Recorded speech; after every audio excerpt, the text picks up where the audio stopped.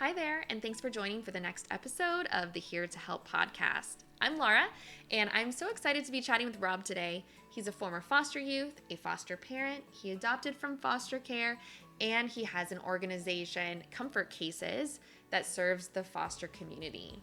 Today, he's going to be chatting about being a new foster parent, some advice for you when you are just welcoming in a child, and also ways to help your community and serve the foster care community. Hey, Rob, thanks for joining me today. Oh, thank you so much, Laura, for having me. I'm so excited. And by the way, I'm a huge fan of yours. I follow you Thank on you. social media. I am just so excited when I was told I was going to have this conversation with you. I actually was really excited because I love your content. I think Thank you you. and I are like-minded thinkers, so I'm excited. Thank you. Awesome. And I have been following you and your mission for a while since before we were fostering as well, just learning. And so I really appreciate the work you do. But maybe not all my listeners know who you are. So if you just before we begin, do you mind just introducing yourself, giving a little bit of overview of who you are and your connection to child welfare? Better believe it. So, as you said, my name is Rob Scheer. I am the founder of an international nonprofit called Comfort Cases. We actually started the nonprofit 10 years ago. And I actually started because of the fact in 1979, I walked up to my very first driveway carrying a trash bag in the system. And, throughout the years, as I, was in the system, and then in 1984, as a senior in high school, I turned 18 and in my state, at that time in Virginia, when you turned 18, it didn't matter where you were, the system stopped for you. Yeah. And what happened is I became homeless and I literally lived on the streets my entire senior year of high school. And I remember, I was the kid that the kids pushed in the lockers because, I smelled and I couldn't tell you the last time I took a shower, but I just wanted an education. And instead, what I did, I graduated from high school, joined the United States Navy. I became a very successful businessman, and I never looked back until 14 years ago when my husband and I decided, as we were living in the District of Columbia, that we wanted to be parents. And for me, I wanted to adopt overseas. And my husband, Reese, said to me, "Now explain to me, why are we Yeah, adopting?" that's surprising. Yeah, he was like, "Why are we adopting a baby overseas when there's all these kids for adoption in foster care?" And I said, "We don't ever talk about that." Mm. And at this time, I was an executive. I had banks all over the country. I hobnobbed with senators and congresspeople and actors, and I was just like, and nobody knew because I was scared that if someone knew I was the kid that ate out of the trash can, they wouldn't break bread with me. And he said, "There are so many kids in foster care that need you and need me." And I was like, "I told you we don't talk about that." And he said, "Maybe that's your problem." My husband's such a smart man. We've been together 19 years. Yeah, And sounds sure like a enough, good partnership. we became foster parents. Immediately, we did a foster to adopt. And within a matter of 3 months, Laura, we got four of the most amazing kids. But the saddest part is all four of them arrived carrying a trash bag. No, Yeah. no. Yeah. I mean, it's just, oh, it's infuriating to hear that. All four. All four carrying a trash bag. And the sad part for me is the fact that I know for a fact that social workers don't want to give kids trash bags. I No, know yeah. for a fact that when a police officer arrives to remove a child, from harm, in so many ways, whether we want to call it neglect, abuse, whatever, Sure. they don't want to grab a trash bag. They have no other options. Mhm. We have given them no other options. We have totally not thought about the mindset and the trauma of these children. Yeah. So that's when our organization started. Was we were like, listen, we're not only going to give these kids a backpack full of all the essentials that they need, we also give them a 32-inch duffel bag that was designed by Briggs and Riley. And we've given out over 200,000 cases to all 50 states, DC, Puerto Rico, Yeah. and in the UK. And then in 2017, Derek Jeter came to me and heard heard me give a talk and said, you need to write a book. And I was just, you're crazy. I Yes. don't even know the difference between there, and there. I was like, so. Details. So we wrote my book, A Forever Family, Fostering Change One Child at a Time, became a #1 bestseller. And that's how we are today. Wow.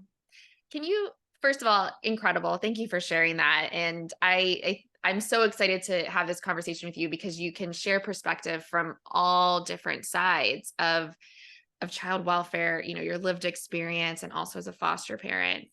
And, to hear people that the kids are still being given trash bags and arriving to foster homes in trash bags, it's heartbreaking.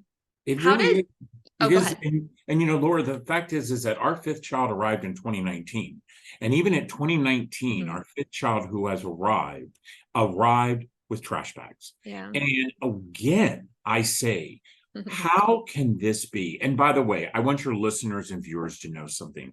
We get into this stage within our social media platforms that all of a sudden there's going to be this new post that'll come out and it'll say, you're going to clean out your basement, take those used luggages and take them to child welfare. Yes, I've seen the posts. No, we do not want your smelly basement luggage. We do not want your old used luggage. Children in the system need to know they are loved, that they have dignity, that there is hope, understanding that they arrive in the system because of a choice that someone else made, We have the choice to step them off the curb the right way. And how do you do that?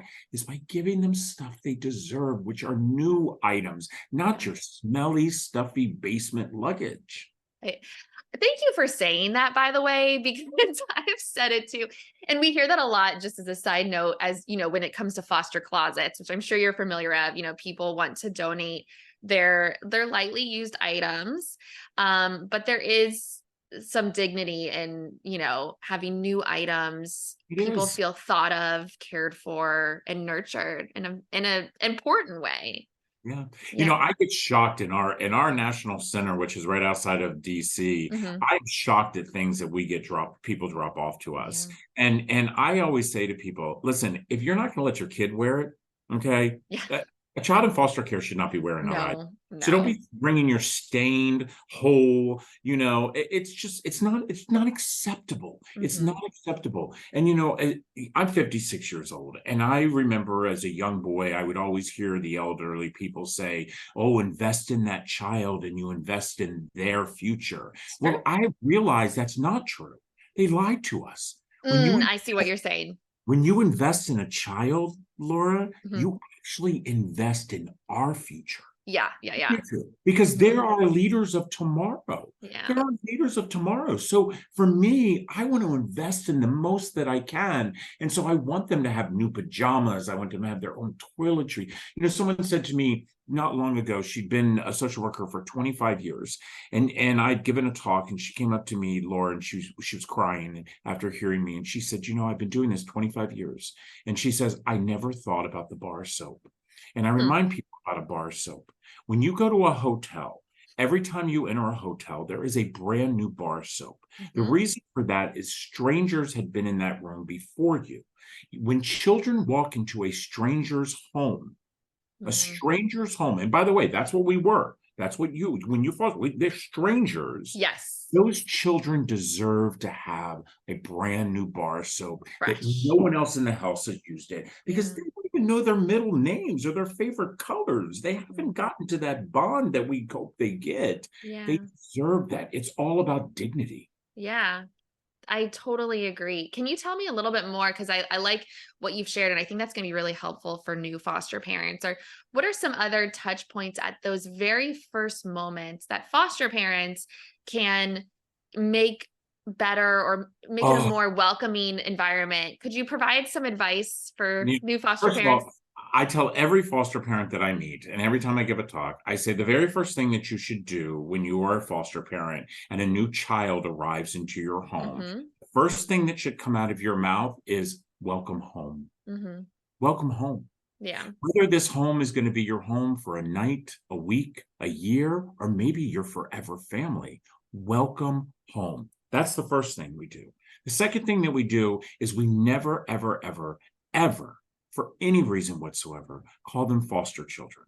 We call Mhm. them children. We call them children. The They're kids. vocabulary Yeah. is so important. And and I just saw recently a post that you did, which I just was like, oh my gosh, this is the most amazing thing. Don't bad mouth the parents. That is Yeah. not acceptable. It's not acceptable. You don't sit the kid down and interrogate the kid of why he's in the system and Hmm. how bad was your mommy or daddy. That's not the reason that we should be there for them. We've got to do things like that. And I have another friend of mine she's on social media, and she does the basket, that I love when, it's a brand new basket full of new things. Oh, And like the welcome kit. yes, yes, Love that. love Yes. that. I love Yes. that. Again, I think a lot of it is also understanding the surroundings. But once a child has come into your home, and I do believe that, and when a child comes into your home and the child has been there for more than 30 days, Hmm. I think it is important that you take a picture of that child. And I'm not saying post that child's picture on social media, because Yeah. we can do that, You but know how I feel about that. I that don't that think that's okay. child that child's picture should be taken, should be Hmm. put in a frame, and it should be put on the mantle with all the other children, Yeah. because that is something I remember as a young boy. Mm. I remember as a young boy the biological children pictures being everywhere, but no one had a picture of me. you know Yeah. and kids need to see pictures of themselves. They Hmm. need to see pictures of themselves. And again, it is not, there's no state out there that says you cannot do that. You just, And I agree. And there's no excuse anymore. You can go to CVS, you can get chapbooks, you can do a Polaroid camera. That's what we use. We try to get that because that's like immediate and I can put it yeah, on the mirror. yep, yep. Um, but it's such a good point, and I think that's like something that maybe someone would overlook. So I appreciate you sharing that. They do. And understanding that every child is different. Every Yeah. child comes to us differently, and every child should be treated differently. And they should Mhm. understand that, even though, you had had another child from foster care arrive months and months earlier, and now all of a sudden another child has arrived, that they're different children. They are Yeah. different children, Yeah. and they Hmm. must be treated as individuals. The thing that surprised me as a foster parent is the lack of knowledge that foster parents are given when it comes to kids who enter their home. I mean, we've had Hmm. children who entered our home not having the correct birth date. We've Yeah. had kids who have entered our home without the correct spelling of their name. Hmm. And those small little things. And people ask me all the time, what is some of the things I would do if I could change the system immediately? Yeah. One, I would start making it being about the children, and stop being about individuals and each and everybody. And what should happen is the day that the child arrives into the system, everybody has to come to the table. Parents Yes. come to the table, foster parents come to the table, guardian ad litem comes to the Yep. table, CASA worker comes to the table, the social worker comes to the table. And then what we do is we sit there and we look at the parents and we say, what can we do to support you? Yeah. And What there's can so much, yeah, there's so much, research that has been done actually about these, icebreaker meetings and how effective it can be to gather the community and talk about next steps and moving forward and things they're worried about or things that, some strengths. yeah, I think, and, we see, I believe it's the Casey Foundation has done research on that it leads to better outcomes with reunification when everyone from the beginning, from the beginning. um, sits From down. the beginning. I'm curious because you are a foster parent or you foster and you've gone through this process.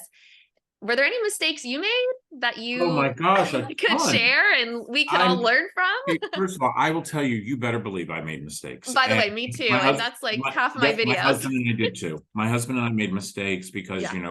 first of all of a sudden we had 4 kids in a matter of 3 months, and they were under the age of 4. So, we were just like, this is crazy. But some of the things that we learned, number Mhm. one, um, 14 years ago when our children arrived, we didn't have support groups. We didn't have Facebook Mm. groups. We didn't have people that looked like us. We were one of the first white couples to have 4 Black children in our Mhm. arms. And Mm-hmm. so, there was a lot of things that we had to look at and change, Yeah. So, I would say to foster parents, give yourself grace. Give yourself grace, I like okay? that. But then absolutely take advantage of every opportunity to make life better for Mm-hmm. you and for the child. And that means, join support groups, understand that everybody, let me tell you, I know that you do respite, but Mm-hmm. I will tell you, respite would cause so much trauma for me Yeah, you're not wrong. you There's a know, there's a it, right way, and that's it usually caused a not done lot that of way. trauma to me. So when our children arrived, we immediately got my in-laws, Yep. and we got the aunts and uncles all approved for the children to stay with them. Thank you for pointing that out. Can I pause on that real quick? Sure, Because sure. that is like a critical piece. You may not know this, but your friends and family can often be approved, even if there's policies or whatever, can be approved for respite and overnight care. And please, I want you to finish, but I want to And just by the like way, it's pause not a that. hard process. I mean, No, it's not hard. People think that, oh, it's like being a foster parent. No, no, no, no, no, no. It's not a hard process. I mean, it's a background check, it's a site check in of the home where they're going to be at. And sometimes that's first it. aid. Mm-hmm. Yeah, yeah, Yeah, it's not. So we immediately, smart. but as a young boy, I remember being taken to a place and it would be a stranger. Mm-hmm. And, I'd be there for a week because the foster family was on vacation with their children. And then they would pick me back up I on just that. did an eye roll for those listening to the audio. Yeah. Let me tell Yeah. you something. They would pick me back up on that Sunday, and I would have to sit there in the car and listen about their trip to Disney World and listen about their trip to the beach, as I was the foster kid, so I didn't get to go to those places. And so, my son, who we just adopted just recently, actually, when he arrived in our home at the age of 18, he said he could never remember a vacation. And now my son has been to Italy and to Rome and to St. Martin, and we go all over the world, to England, and he's just like, Dad, he's like, just this isn't the way kids in foster care. That's not acceptable, Laura. Mm-hmm. It's not acceptable. Let me tell you, going back to everybody being at the table, two of my children's mom she just spent the night Okay. Mm-hmm. with her other three kids. Mm-hmm. We have an amazing relationship, and the reason is because we had made the decision in the very beginning that we were going to do everything in our power to make sure that never would any of our children look at us and say, you kept us from our birth parents. Didn't we did everything, including we petitioned the courts because they had supervised visitation, that we could be the supervisor. Yeah. So that way you just didn't get that 1 hour on a Wednesday from 4 to 5. There's way more flexibility when you can do that, for sure. Those are the things that you have to do. You want children to be reunified, first of all, but we also have to be very honest with ourselves, Laura. The fact is reunification doesn't work for every child. Mm-hmm. It doesn't. Sadly, yes, but yes. It doesn't. And that's something that I think, I see this so often throughout our country, as I deal with all the states, is what we call these boomerang kids. They're called boomerang kids. These are kids who come into the system, the parents do enough for the child to They meet the parents. benchmark, sure. They hit that benchmark, and the benchmark is so low, and then all of a sudden the kid comes back into the system. That trauma, you want to talk about, educating yourself about reactive attachment disorder for children. I mean, it's horrific. And I think, at again, no fault of their own. no, And that's, I think, the hardest part about it. yeah.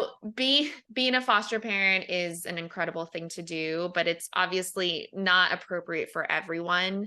Right. And it's a lot of work, as I'm sure people are listening. It's like, whoa, that's a huge commitment. Could you share with us just some other ways that people can support foster families, bio families, and kids in foster care? I know I you've seen all sides of it. So what's I've seen meaningful? all sides, and the fact is you are right. Not everybody is meant to be a foster parent, just like not everybody's meant to adopt, Yes. But the fact that we have to realize that we have 438,000 children as an average in our foster care system. You can do something. Yeah. Something. And let me tell you what you can do. Number one, go volunteer. Go volunteer at a group home. Go help read a book, do homework, shoot some basketball. Do that. Become a CASA. You know, Yes. Court appointed special advocate. yes, the most important people in the journey of these children are truly the CASA. Sometimes they're the only consistent part of Yes. social workers That's come the and go like point. They're that. supposed to be, Yes. they CASAs make a commitment in theory for about 2 years. So they are supposed to be Yeah. consistent. So thanks for And let me bringing tell that you up. something, I've never met a Casa I haven't loved. And Hmm. so, they were meant to do that. I call them Yeah. my angels. And Yeah. so, but truly do that, but truly make sure that you are doing anything that you can to lift up children who are in our system. And again, that's whether you donate to organizations that are funding, and make sure that you really do your homework, because there's a lot Yes. of, I mean, Okay, fair. Yes. I I mean, Laura, agree. I'm telling you, I Hmm. was shocked when I got into this nonprofit world, because I thought nonprofit world, this was like, and I'm a banker, and I was like, are you kidding me? I was like, we Yeah. do, this It's is really crazy. sad. It's Do your super homework. sad. Yeah, Yeah. do your homework. So yeah, that's what I always say, is totally get involved in your community when it comes to children, because there are, we call them something different. Some people call them group homes, some call them living houses. Every state Yes. they've had to change it. But I'm telling you, there are agencies within miles from where everybody lives, unless you live Hmm. in West Virginia, where it's a vast far from each other. But there are Yeah. definite places for people to volunteer and help. And again, it's very easy to get approved. You get a background check. Yes. Okay. And then, making sure that you have what we call clean hands Hmm. in our state. And then you can go and mentor, because, again, 54% of kids in foster care, Laura, will graduate from high school. That's it. Yeah. Yeah. 3% will get a college education. That's it. Those numbers are staggering. They're not acceptable. And the only way we're going to change that is by reinvesting in these children who belong to all of us. I agree. Well, and ultimately, you got to stop these cycles, because I know I personally have had kids in my care whose parents were also in foster care. And I mean, those are our kids. They're all our kids. And so thank you for that. I know your organization, I have vetted you guys, and I appreciate all the work you do. I, you know, I appreciate it, but could you tell a little bit about your organization, Comfort Cases, and how people can jump in to help you? Oh, let me tell you, first of all, go to comfortcases.org. There's so many different ways that you can help us. Become a bag buster for just $10 a month. I mean, literally $10 a month. I'm able to take a trash bag away from a child and hand Hmm. them a comfort case. Have a packing party, have a drive, collect books. Let me tell you, I say this to people all the time. There's no such thing as a used book. It's only a book that's been loved. And so, take those gently loved books. We want them. We don't want your used luggage. Yeah, We sure. want the The gently books. loved. Okay, so we'll We draw the want line your there. gently loved books. We belong to a program called givebackbox.com. And Okay. for $20, you can send us a box up to 70 pounds. And by the way, you can say, you know what, this is exactly where I want this to go. And these cases, and we'll make sure cases go to where your Where area you are. is. Yeah. We're in all 50 states, DC, Puerto Rico,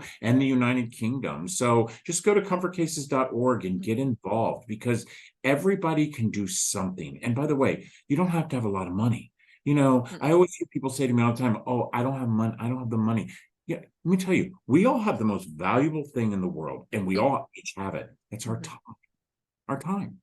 Give your Yeah. time, Yeah. and you can give your time to comfort cases. I love that. Thank you so much for everything that you have shared today. I love all of your insights, and I know the listeners are going to walk away with new things to do and consider and try. So thank you so much for sharing everything with us today. Oh, Laura, you're so, so welcome. And by the way, I cannot wait for you to be on Fostering Change, which is my podcast. Yes.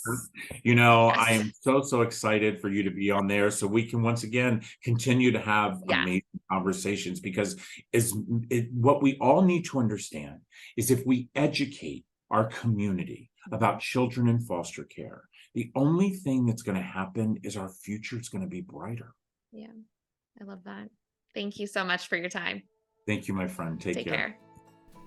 Thank you, Rob, for joining today, and thank you for listening and tuning in. I hope that you have learned something new or considered a new perspective today. There's a lot more to come, more to share in the upcoming episodes, so I hope you'll tune in. Take care.